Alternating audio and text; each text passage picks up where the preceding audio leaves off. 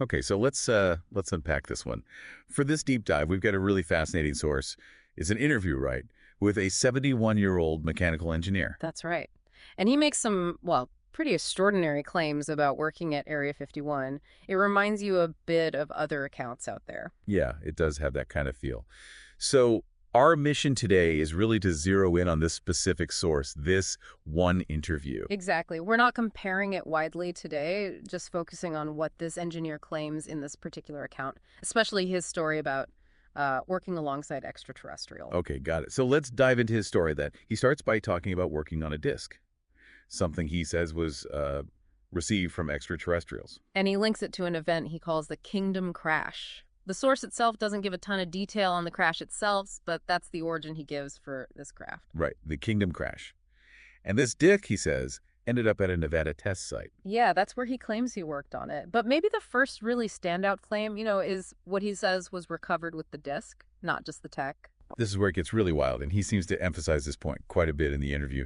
He says explicitly, no bodies. No bodies. Instead, Instead, four live feeling good guys. That's the phrasing. He calls them four live feeling good extraterrestrial type individuals. wow, feeling good. That's Yeah, quite specific. And alive, not deceased. exactly. That seems really key to his narrative. And these four, he claims, they weren't immediately taken to Nevada. No, initially to New Mexico, according to him.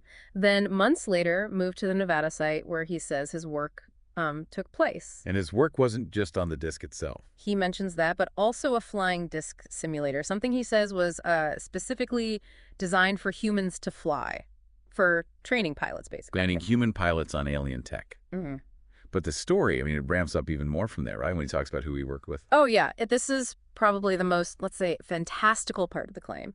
He says he worked for 16 years, side by side at Area 51. 16 years. With With who? with an alleged alien coworker. He names him J-Rod, working together on that simulator project. J-Rod.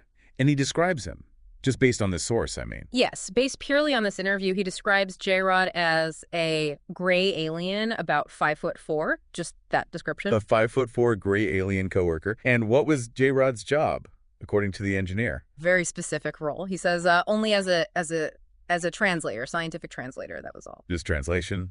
And the interaction? Yeah. How did that work? He gets details on that, too. He does. He mentions that if they wanted to make changes, modifications, J-Rod had to agree with it. But the communication method, that's maybe the strangest part. How's it? He claims he'd just, think of a question Yeah. in his mind, and J-Rod would, We just know. apparently, already know that I had this question, and he would already have the answer for me. That's the claim. Wow. Okay. And how did the answer come? Did J-Rod speak? This is another really specific detail from the source. He claims the response would be in my voice and you wouldn't even open your lips. So telepathic communication, but manifesting in his own voice inside his head. Exactly. That specific detail, his own voice, is very particular to this account. It's quite striking. And he also mentioned something about others, like J-Rod. Yeah, almost in passing. He mentions J-Rod and a few thousand others. When asked, he clarified that meant few thousand other Greys like himself, possibly working there or, somewhere else. Few thousand. Okay. So looking at this whole account, just from this one source. What really stands out, I think, is the sheer level of detail. It's not just aliens exist. It's, live recovery, a specific named alien, a 16-year working relationship, a defined role, this really unique communication method. It's a very vivid narrative presented in this interview. Right. It's very specific. So we've just done this deep dive into this one engineer's account. What does this mean for you, the listener, trying to process this kind of information? Well, we've laid out the core claims from this source.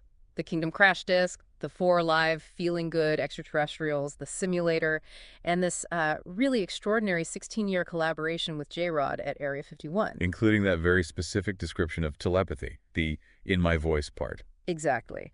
So connecting it back to how you might evaluate unusual claims, this source gives you a very distinct story, packed with these kinds of granular details. Which really leads to the question for you to think about, based only on this single account with all its specific and frankly incredible details. Yeah. How do you approach evaluating claims like this, claims of secret histories and direct prolonged interaction? What part of this engineer's story stands out the most to you?